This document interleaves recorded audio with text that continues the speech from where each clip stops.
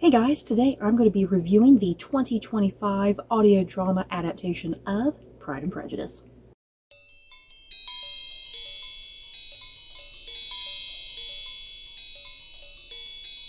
So, before I head into my thoughts and feelings on this, I guess what we shall call the 2025 audio drama adaptation of Pride and Prejudice, before I do head into my thoughts and feelings, I guess just a quick disclaimer.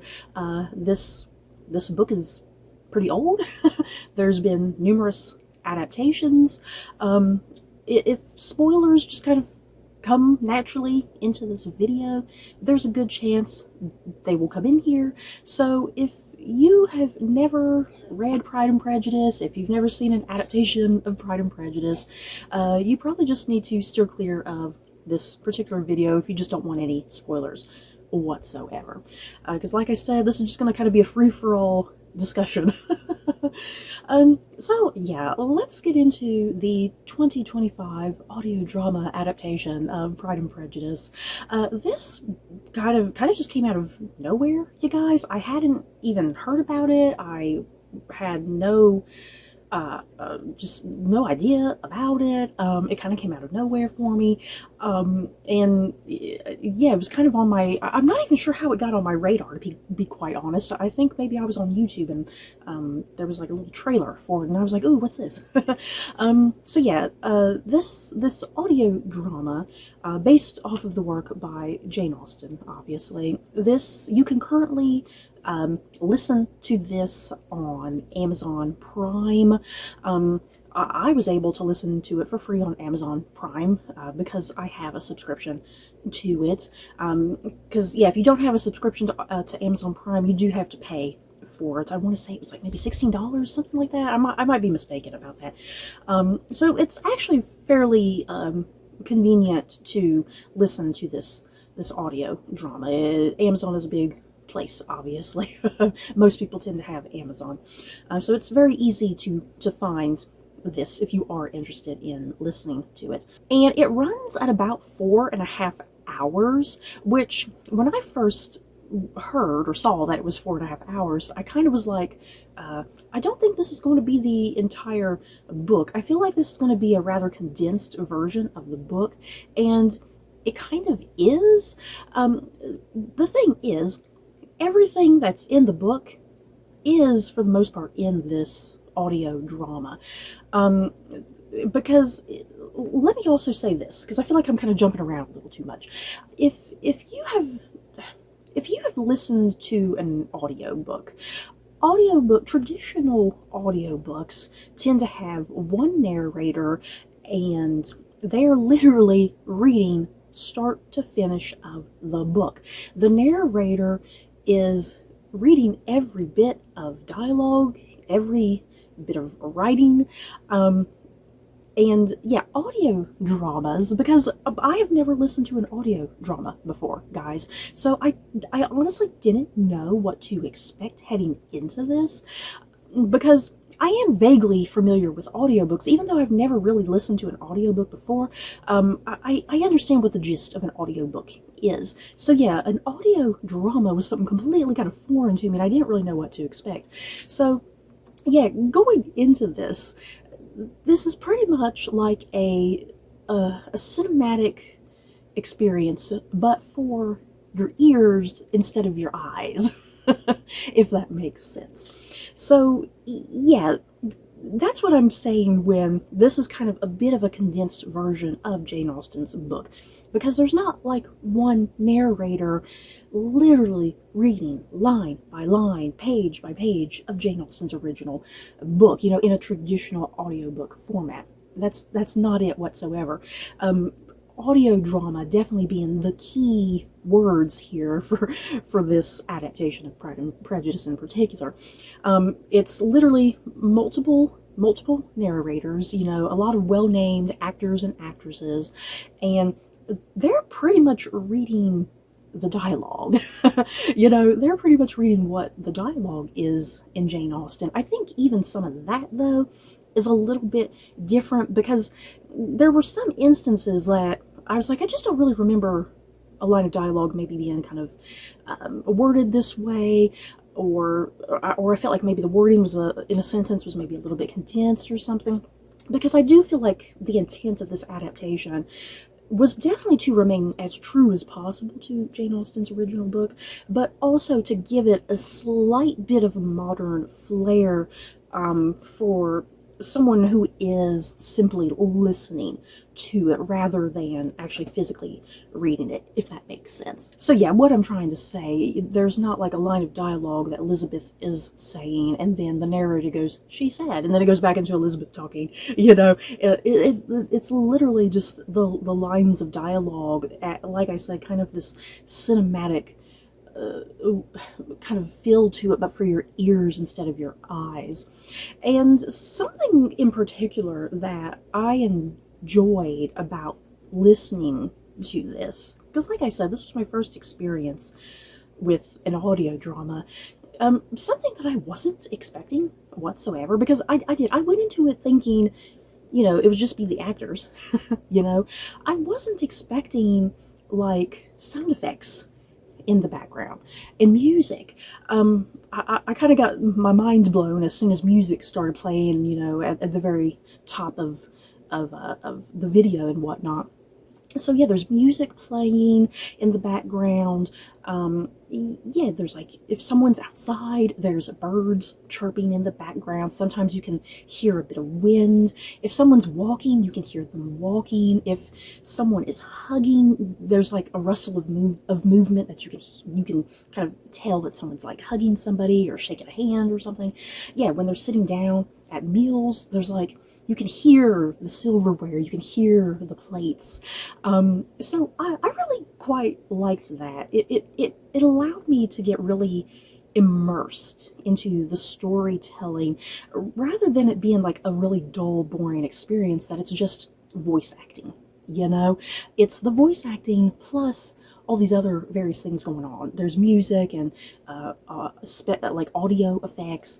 It helps really immerse you into it, and allows you to kind of get much more deeper into it and feel like you're really kind of almost there with the characters, like you yourself are kind of maybe sitting in a chair right next to them. Now, would I recommend here's the thing, would I recommend this audio drama for someone totally brand new to Jane Austen's Pride and Prejudice?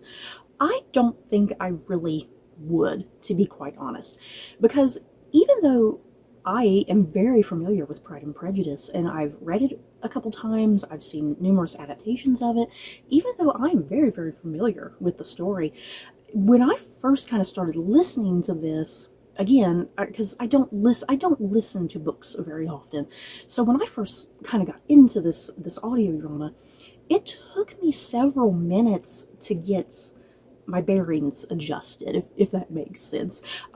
I felt a little mildly overwhelmed, like, oh my god, what's going on? And kind of the thing too, I felt like I was spending a lot of my time at the start of this adaptation. I felt like I was spending a lot of my time trying to figure out the voices, because at first several of the voices sound pretty similar, like especially Lydia and Kitty. You guys, I kid you not, it took me forever to figure out which one was Lydia and which one was Kitty, and that kind of didn't even personally happen for me until like right at the very tail end of the story, once Lydia's whole thing gets going, much quicker, all the drama with Wickham and whatnot. So I personally kind of felt a little overwhelmed initially, like, okay, who is speaking? So I wouldn't really recommend this for someone just totally brand new to Pride and Prejudice, because I feel like you would be a little confused and overwhelmed, and you wouldn't entirely realize who was speaking. And yeah, the thing for me, this entire cast, I am pretty much familiar with this entire cast and the sound of their voices. And even then, I still needed some adjusting to do. Like, oh, that's Harris Dickinson. That's Jessie Buckley. It's like I still needed a couple minutes to kind of get those actors visualized in my head. Like, okay, that is their voice. I know I recognize that voice. So I personally, if you want to disagree with me, feel free to disagree with me, but I personally think this audio drama is kind of strictly for people who are very familiar with Pride and Prejudice to begin with. I mean, that being said, I mean, if you're taking a college course and you need some quick fix to get through the book, like you haven't even got through the book yet, and there's a deadline for you to have finished this book, maybe by all means throw on this audio drama and listen to it if you're in desperate need to get through the book. But yeah, I would not personally recommend this book for beginners of Pride and Prejudice, because I think you'll miss out on a lot while you're trying to figure out who is who and what's going on exactly. So let's move into the wonderful cast of this audio drama. I'm not going to sit here and actually talk about like the book itself, because this was more of a listening experience. This wasn't like a reading experience for me. It was much more of a listening experience. So I'm kind of treating this like how I treat my TV reviews, my movie reviews, you know. So let's get into the cast of this audio drama, because I seriously loved a lot of these people. Marissa Abella plays Elizabeth Bennet. I am not familiar with her. She's kind of one of the very few people on this list that I don't really know who she is. I believe she played Amy Winehouse in that movie that came out a couple years ago, which I'm pretty excited to see. But yeah, Marissa Abella as Elizabeth. Seriously, I really love the sound of her voice. Her voice, I think she's just a really perfect choice for an audio version of Elizabeth. She definitely captured the things that I like about Elizabeth, you know, her humor, her wit, especially, you know, her sarcasm when it kind of is thrown in there. I do feel like Marissa Abella, because this is an audio drama, and you know, some of those big emotional moments in this story, you know, she's an actress who is used to using her face, so there are moments where Marissa Abella has to emote differently without her face, you know. So I feel like there was a lot of like like heavy breathing going on in here, or rapid breathing, like when she's like in a bit of a panic, or if she's like flustered around Darcy or something, you know. So I do feel like Marissa Abella was doing a really good job of like emoting with like her breath, if that makes sense. Maybe that sounds bizarre and weird, but I feel like she in particular did a good job of emoting through like her breath, where she can't emote through the use of her face, you know. And then yeah, Harris Dickinson. I love Harris Dickinson, you guys.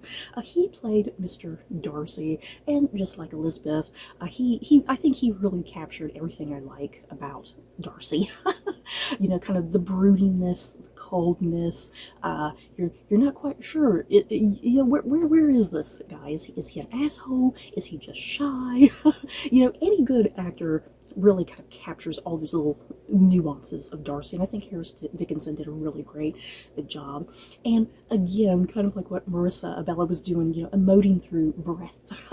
I think Harris Dickinson was doing a really great job of that too, because yeah, Darcy is one of those characters that he spends a lot of time kind of in the background, you know, like making faces, or you know, maybe a lack of emotion. You're not quite sure what he's thinking. So Harris Dickinson, I think, that really had a job to do with this character, and he had to really convey a lot through the lines of dialogue that he does have, because yeah, traditionally when these actors are playing Darcy, they're given a lot to do like off in the background, you know, where they're once again emoting through facial expressions.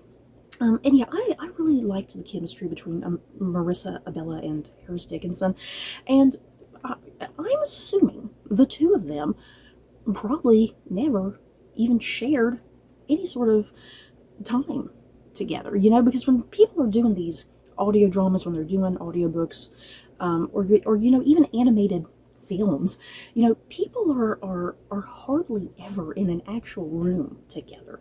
People always do their lines of dialogue separate. So I'm imagining that, you know, Marissa Abella and Harris Dickinson were not in a room together. You know, I'm assuming they were not in a room together. And the thing is, I did definitely buy their chemistry with one another. I found their chemistry to be really, really tight, I think, because there's definitely some moments that are just like, oh, this is like so sexy. You know, this is an audio drama. It shouldn't be this sexy.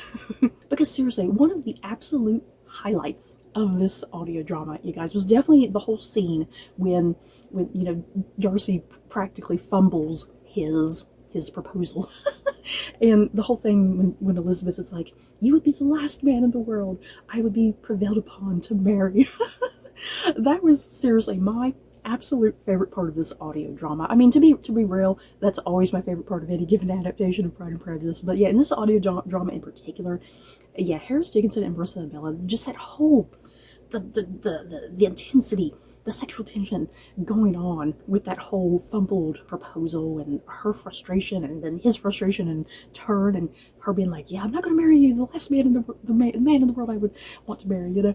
That whole sequence was so good, you guys. Easily the best part of this entire audio drama, I think. Playing Mr. and Mrs. Bennet, we have Marianne Jean-Baptiste and Bill Nighy. I really loved them together. They were pretty much everything you're kind of expecting in Mr. and Mrs. Bennet. We have Glenn Close, of all people, in this drama, you guys. She's playing Lady Catherine de Bourgh.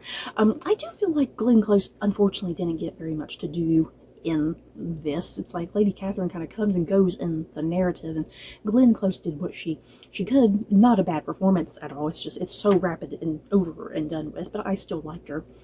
Playing Mr. Bingley, we have Toheeb Jamo. I think I might be butchering his pronunciation. Seriously, I watched Ted Lasso for the first time this year, and I loved his character on Ted Lasso. So when I saw that he was Bingley, I was like, oh, this should be great. Yeah, I really loved his performance of Bingley. It's like you could just sense him, like, even though you can't see Bingley, it's like I just had this great sense of him always like smiling and being super friendly and nice, you know. Like I felt like I could just easily visualize that through his performance. Playing Caroline Bingley, we have Jessie Buckley.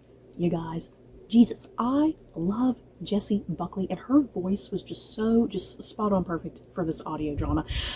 After watching this audio drama, it's like I need Jessie Buckley to do more audio dramas, okay? She was that great. And then Will Poulter, you guys, seriously, this cast list just keeps on a-rolling. We have Will Poulter as Mr. Wickham. Woo! Okay. Here's a little bit of my problem with Mr. Wickham in this audio drama. And again, maybe it's just me, you know, because Mr. Wickham he's the villain. We know this, you know, we know he has all that drama and backstory with Darcy. That's no good. He takes off with Leah, which is no good. He was basically kind of manipulating Elizabeth the entire time. So yeah, Wickham is no good. He's the bad guy.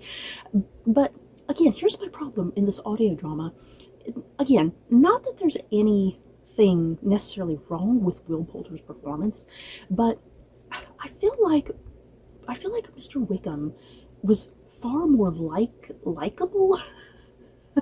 Is that just me? I just really felt like I liked him a lot more in this, and I almost felt like I had more sympathy for him, strangely enough. I don't know, because a lot of times in these adaptations, the actors playing Wickham, they play up the charm, they play up the charisma, and then when it does get to that turn, it almost feels like this mustache twirling stereotypical villain. Like they really kind of pour out the villainy and they have a lot of fun with it. Whereas for this, it's like, again, we can't physically see Will Poulter. Will Poulter can only do so much with his voice. And I just kind of found myself liking Wickham, strangely enough, and having a bit more sympathy for him. And I was like, well, damn, I shouldn't be feeling like this, but I love Will Poulter so much. He's making me like this guy when I shouldn't be liking this guy.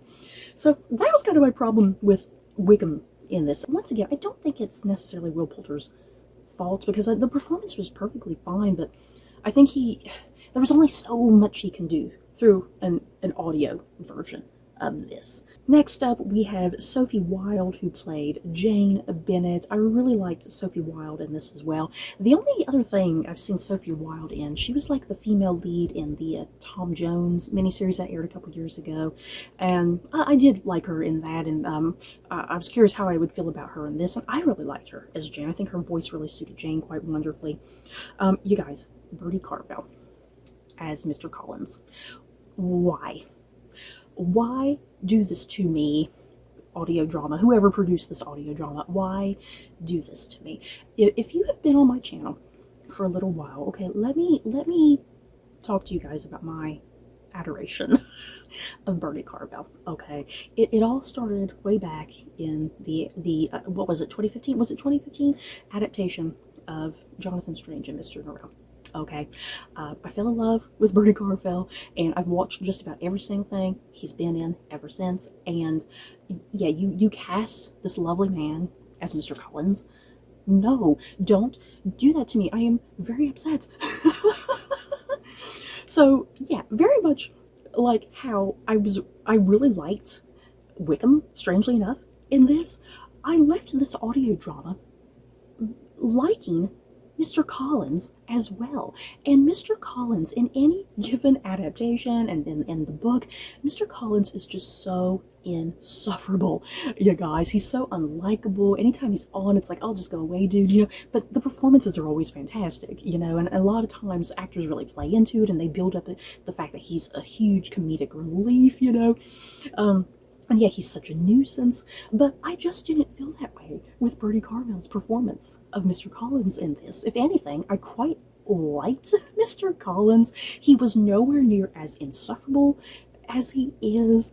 And yeah, when Elizabeth turned him down, I kind of felt a little bad for him. Again, is it just me? I don't know what this audio drama was doing to me, you guys. Like I said, in any normal given adaptation, I hate Wickham, I hate Mr. Collins. I don't know what was happening. Again, don't cast Will Poulter and Bertie Carvel and expect me to hate them. Okay, enough of that. Let's move on. Leah Harvey as Charlotte. Really the only other thing I've seen Leah Harvey in, she was on the first couple seasons of the Apple TV Plus series Foundation, and I really liked her in that. And yeah, I loved her in this as Charlotte. Her voice, seriously, the sound of her voice was just really nice as Charlotte, and I've always adored the Charlotte and Elizabeth relationship, you know, kind of this sisterly bond and affection that they have for one another. And yeah, you know, poor Charlotte having to do what she has to do, and her going off and marrying Mr. Collins, you know. But yeah, I love Leah Harvey in this. And then just to lastly focus on David Gaiazzi, I think is how his name is pronounced. He played Mr. Gardner in this, you know, the uncle to the Bennets. I really liked David Gaiazzi in this as well. Again, his voice, he has one of those really like nice, smooth, kind of sexy voices. Seriously, everybody in this cast has sexy voices. Seriously, why? This was too much on my ears, you guys. Okay, so I do believe that is all I have to say about this audio drama adaptation of Pride and Prejudice. I didn't want to sit and like talk about the book itself or the themes and messages of the book, because I don't think that's the point of this audio drama. I don't know, just an audio drama was kind of this completely different experience and thing for me that, yeah, I wanted to treat it much more like how I treat my TV reviews, my movie reviews. But yeah, I did. I liked this. I really liked this this audio drama. For my first experience with an audio drama, it made me excited to try and check out some other audio dramas in the future, because I know, for instance, one of the next big audio dramas coming out is Harry Potter, and I'm super excited for that audio drama, because the cast list on that Harry Potter audio drama is freaking insane, yeah, guys. So I'm definitely, since I had a positive experience here with Pride and Prejudice, I'm hoping to have a positive experience with the Harry Potter audio drama. But yeah, let me know down in the comments below if you guys happen to listen to this audio drama adaptation of Pride and Prejudice. Did you like it? Did you hate it? Did you have complicated feelings about Mr. Collins and Mr. Wickham? Because I certainly did, and I don't know if I'm okay. So you guys, that is it for this video. Don't forget to like, comment, and subscribe. And if you like this video, you may like these other videos. Bye, guys.